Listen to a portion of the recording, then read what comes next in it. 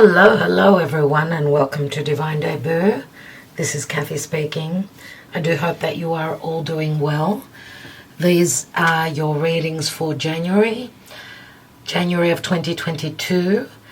I hope and I know that this year will be different to the past couple of years. Anyway, for January, we're focusing mainly on love. I am going to be doing my divine spread, everyone. So it's more about love as Venus is retrograding through the sign of Capricorn on top of Pluto. So love matters, love is very important. So January readings will be more focused towards love. I will be extending these readings, everyone, so you can get the extended version beneath the video. You'll find the link. Those of you that are on Patreon, on tier 1, obviously you get all the 12 signs as you are on Patreon. So you get the 12 signs for the price of purchasing one. So a lot of you may consider joining us on Patreon. If not, you can make a one-off purchase through my website. That link is beneath the video as well. So I'm wishing you well. Thank you so much for liking, sharing, subscribing, and commenting. It does help the channel a lot, so I appreciate you all. Let's go on to the readings. Hello, dear Taurus, and welcome to Divine Debut. This is Kathy speaking. Thank you for joining me here. Let's look at January for you. What's going on? As we know, your ruling planet Venus is retrograding in January. So this is a love reading which I will be extending through Patreon and through my website. You can get the links beneath, dear Taurus. So let's see what's going on in love for the first month of the year, which is a very pivotal month in matters of relationships. Let's see what's going on for Taurus, dear Spirit. Taurus, Sun, Moon, Rising, Venus, Mars and North Node. North Node is our fate, our destiny. Let's see what the potential is in love. And we know that with retrograde cycles, especially retrograde Venus, it does speak to matters of the past. Love matters, money matters concerning your past. Let's see what's going on for Taurus. Thank you. We've got the Knight of Swords, Aquarius, Gemini, Libra. What is hidden from you? We've got the Nine of Pentacles. So this is what you don't know. This is someone who's single, an individual, someone who knows their self-worth. Okay, this is logically the Virgo card. Recent past. Four of Wands. Four of Wands is the marriage card. Naturally, it does speak to stability in matters of love. So let's see what else we've got in the now. Nine of Swords. So this could be saying also that some of you could be preparing to either leave a marriage or a commitment in the past, or that you're dealing with someone who's going through that. The Nine of Swords is a lot of anguish, worry, stress, no sleep, lots of thoughts, lots of perceptions, lots of hard thoughts, because we've also got the Knight of Swords here, which can speak to legalities as well, or in the past, maybe there were harsh words shared, or maybe even truths not shared, because remember, I'm not reading reversals. What's crowning you? We've got the Ace of Pentacles, which is the 10th pentacle concerning this Nine of Pentacles. So, 9 and 1 equals 10. 10 can be an ending. It can be, this is two different cards. So there's some sort of a separation or a breakup, or of the possibility of someone needing to be single and free so that they could, and maybe this is what they've been working on, because if we look at this area as being, what are you thinking about? What's on your mind? What is your goal? It's a stable new beginning, something long term. It could be connected to a new commitment, or maybe having gone through a difficult chapter where you've needed to close the door and stand in your strength. Now this could be also the person you're watching this for. So we do have cross watchers as well. But what you're hoping for, let's say, something standard that's long-term, stable, something that's going to provide you with value, some sort of a relationship that is going to be, that promises stability for you. This could be the possibility of a new beginning. What's the action and advice from Spirit? We've got the 9 of Cups, which another 9. It's as though you're at the edge. You're right on the edge of the cliff here, as you could see this card, right at the moment when you're ready to take the next step into something possibly that is a wish fulfillment for you. This is the wish card. It's also a card of celebration. 9s do speak of endings. What is the possible outcome? And you've got 3 9s. 9 is the month of September. I don't know if this will remind you of, September or something that happened for you around then. And this could also speak to 9 months looking forward. So January, well, even the 9th month of September will be different for each of you. Remember, this is a general reading. But I also wanted to mention that there's an 8-year cycle that's closing up, ending, concerning Venus and what she does up in the sky. So what was going on for you end of 13 on, and 2013 end and 2014? What was going on then for you? Or even 4 years back, because that's the cycle that's ending now in January. Obviously, with an ending, there's the possibility of something new to be born.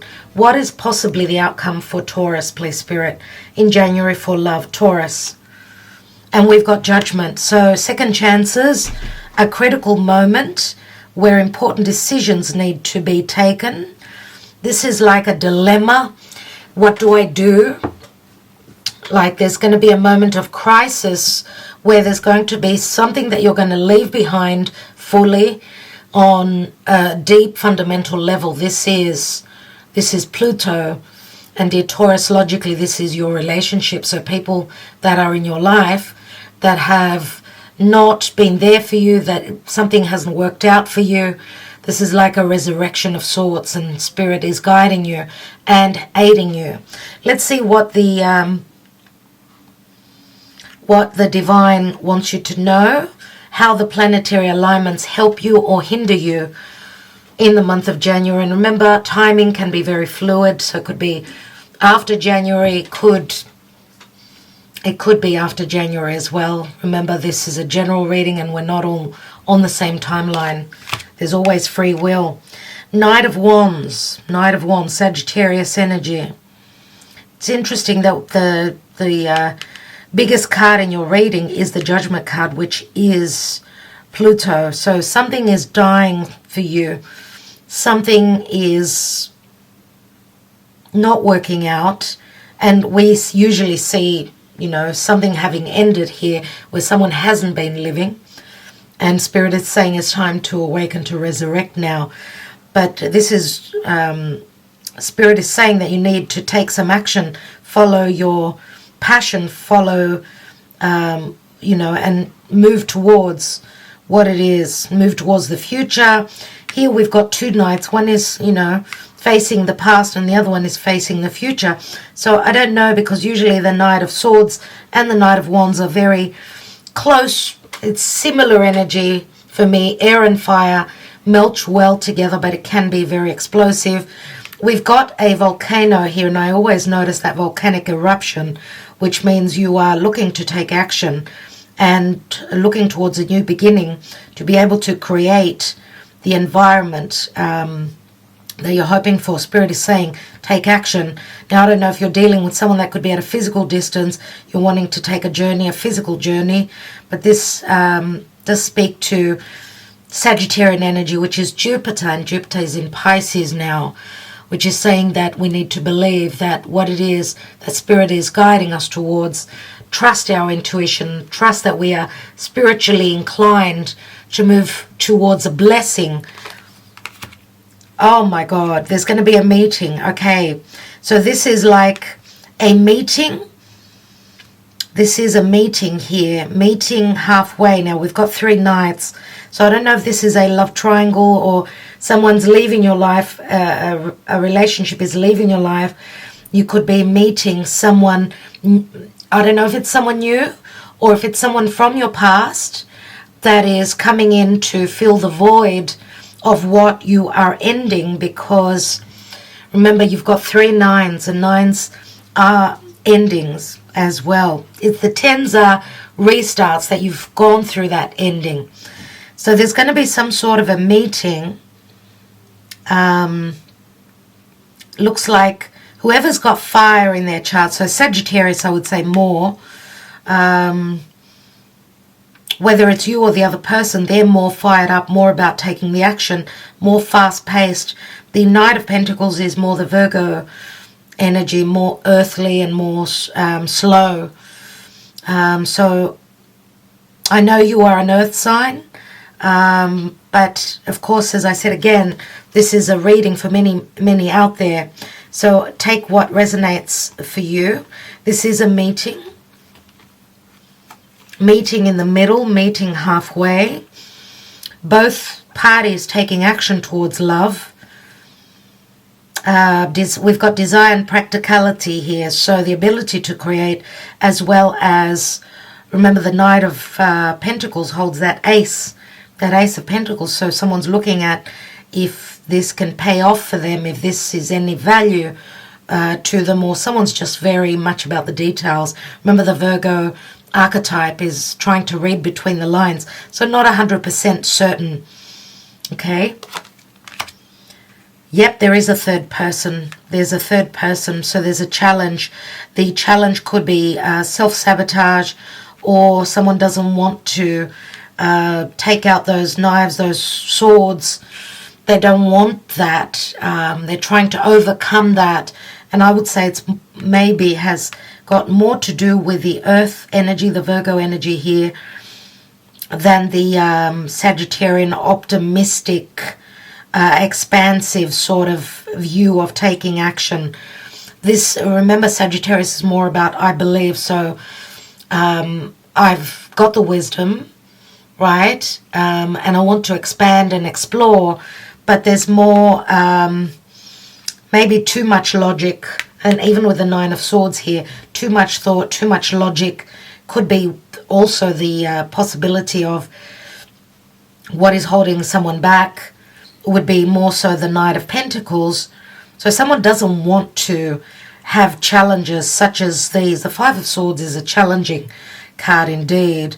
So it's, but it's also, it does say that there are changes going on, and it's all about conversation, communication, truths. Yeah? Let's see what's at the bottom of the deck. And more swords, so there is a dilemma, there is a choice. 2 of Swords is a card of dilemma, needing to make a choice. Someone maybe not trusting in their intuition. Let's see what the karma dharma is.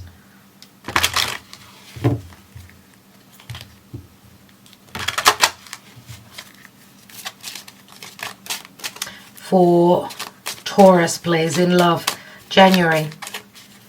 Some of you could also be in between 2 worlds, sort of going through separation or divorce and needing to deal with matters before you can move forward. It does say that the power is within your hands. Logically, I mean, this is perception, intelligence. Let's see what the karma dharma is for Taurus in January. We've got the Emperor, and the Emperor is, it is Aries or Taurus or any other sign. For me, I see it as Taurus as well. We know that Aries and Taurus are they're next to each other in the zodiac wheel. So someone who could have strong Aries but could also have planets in Taurus. Many times in many decks we tend to see a bull with the Emperor. So that's why I'm saying, that's why I always mention the sign Taurus here. But Aries is cardinal fire, it's all about taking action. The Emperor can be very controlling, or could be someone that does provide safety, security, stability in matters of love. Or this is a father. This is maybe someone who is in a position of power, maybe owns their own business, or maybe needs to stand strong and take on the archetype of the Emperor. Take charge, be confident, and move forward. Okay, so let's see what's going on in your love life. Possibly for Taurus, thank you, Spirit, with the romance angels.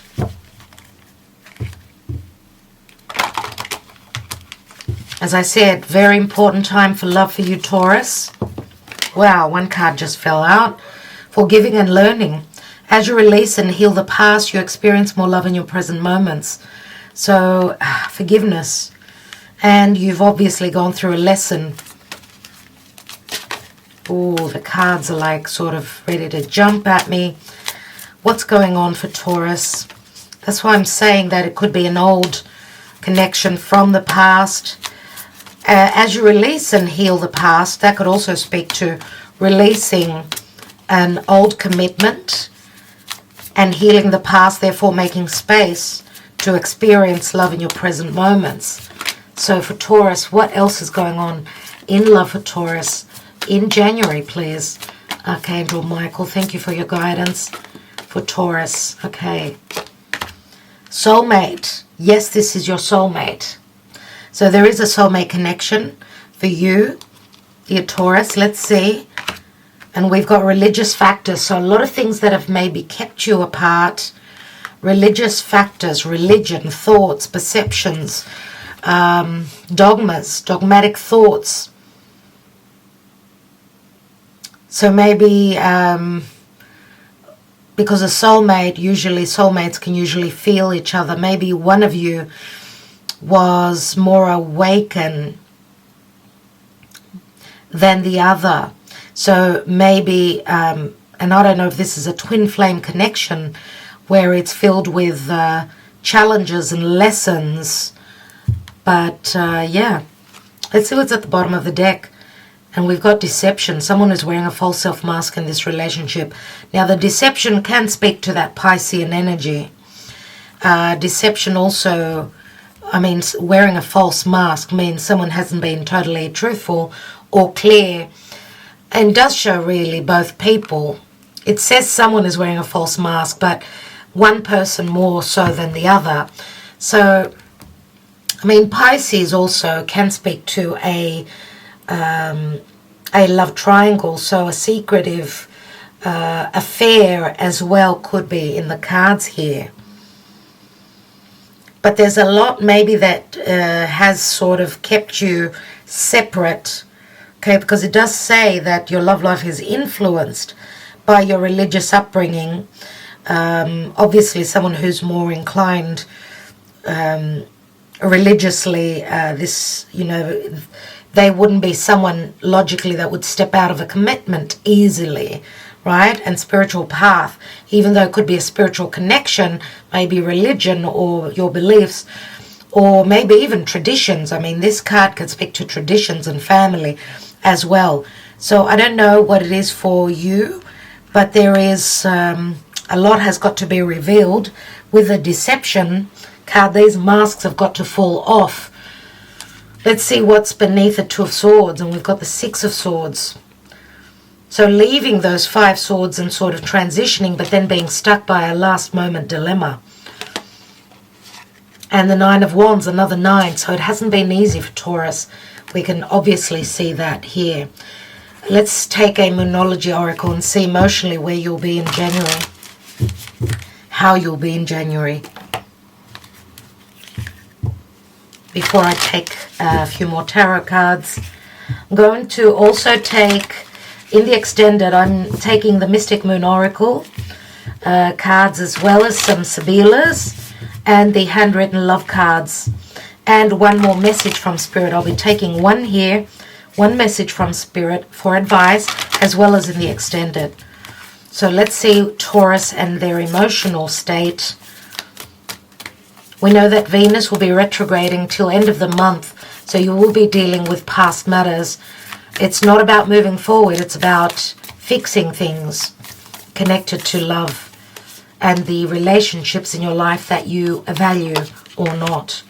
Show the world the real you. Full moon in Aquarius. Well, that's interesting, because that says that you've been wearing a false mask, or not telling the world the truth about your heart, what sits in your heart, what you feel, maybe even to the other person. But remember also, if you've got strong Aquarius in your chart, this is either Aquarius or Leo. Now, you're a fixed sign, which means Leo and Aquarius, which are also fixed signs. They're putting you in an uncomfortable position. And especially with Uranus transiting your sign, you're getting uncomfortable. You don't like change, dear Taurus. Or you're dealing with someone who either has strong Aquarius or Leo, and maybe they've been wearing the false mask, and maybe they'll be showing you their truth, or showing the world what they truly feel. Or full moon in Aquarius, well, we're going to have a new moon in Aquarius. Full moon in Aquarius speaks to July.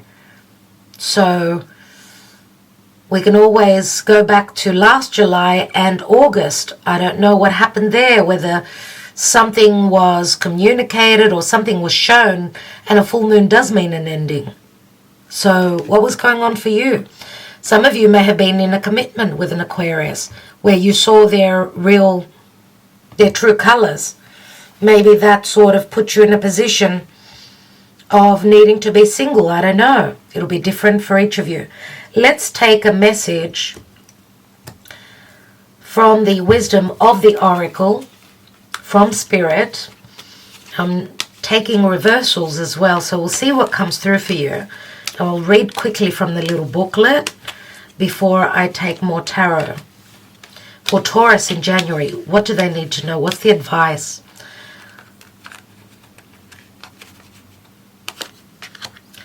And we've got chaos and conflict, so you're coming out of that. For some of you, that's in front of you. So it'll be different for each of you with a reverse card. That's what I get here. And it's a number 33, and it's a master number, which is master numbers are spirit. So chaos and conflict. Let's read what the reversed message says through the booklet. 33.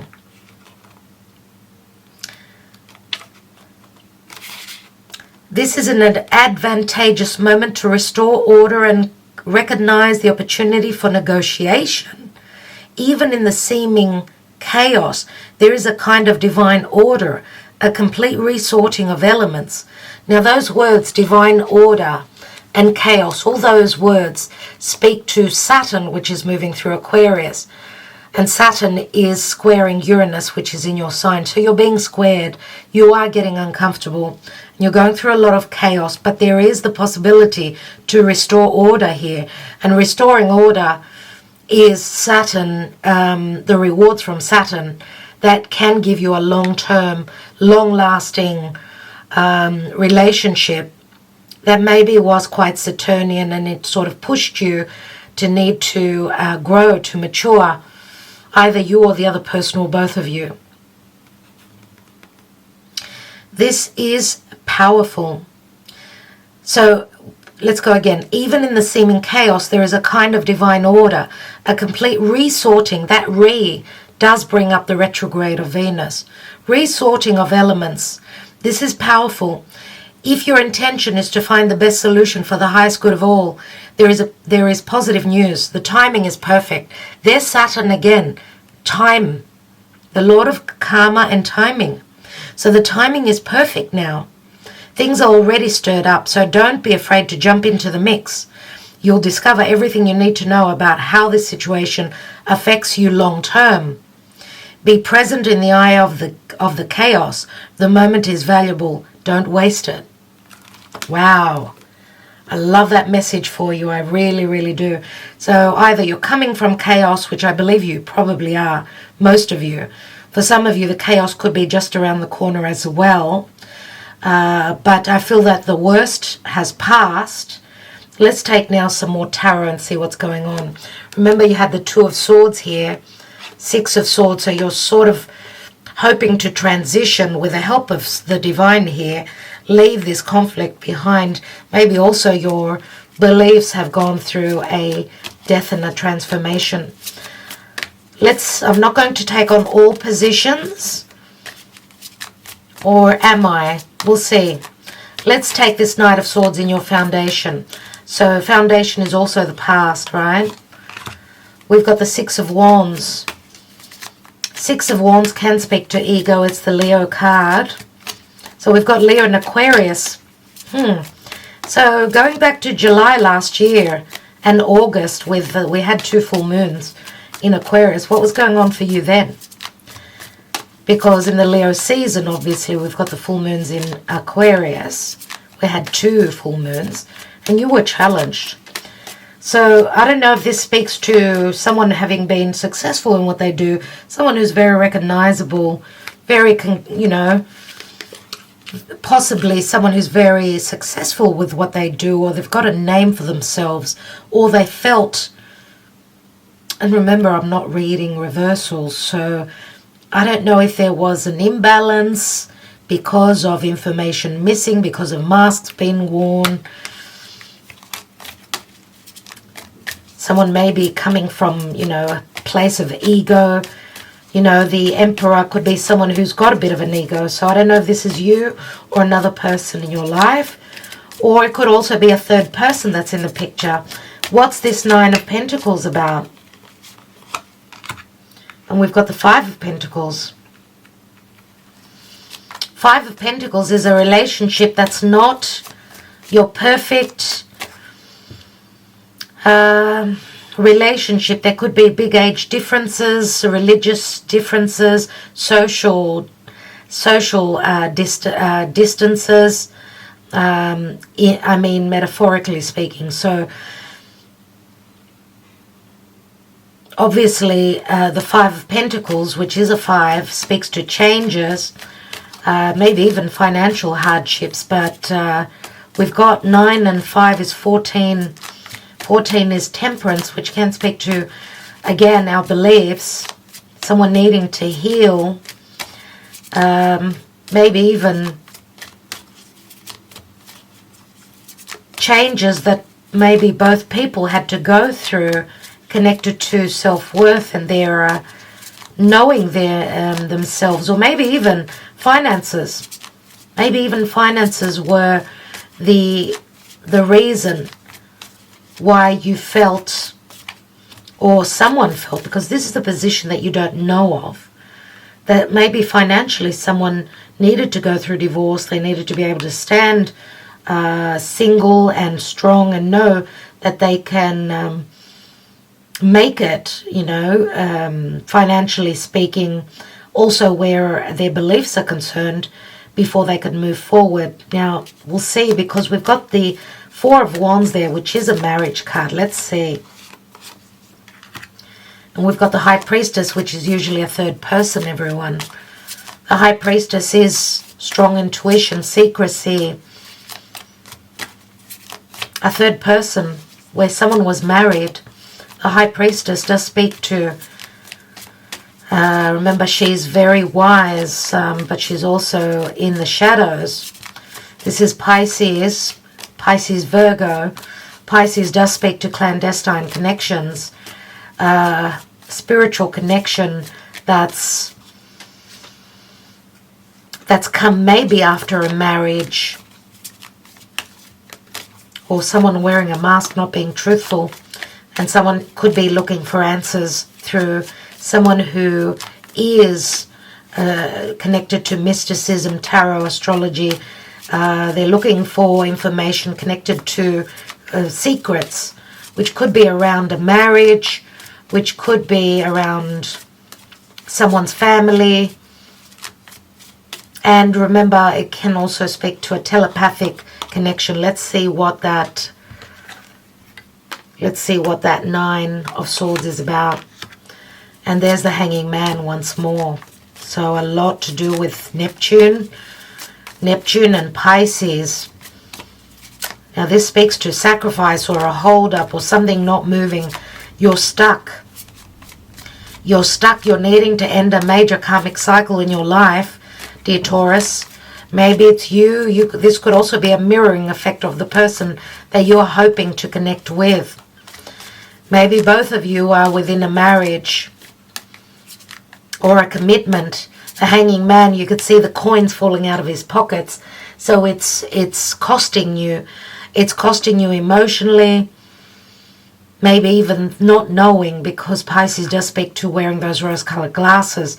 Someone is, there's a lot of secrecy here. And someone is trying to see what the truth is.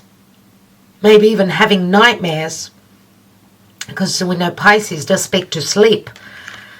Now this does ask for sacrifice, or having to wait, or having to deal with an ending, a karmic major cycle that's ending in someone's life or in both your lives.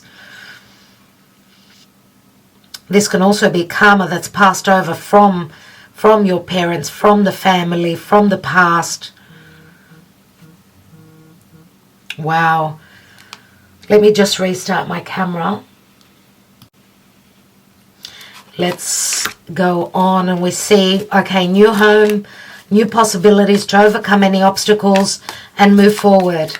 Remember, the Chariot also is inclined to go left and right, split, divided, but also it is a major arcana, which is saying you're put in the driver's position. It's up to you. Some of you could be moving house, changing residence, having the ability to start something new once that vital decision is made and the masks fall off.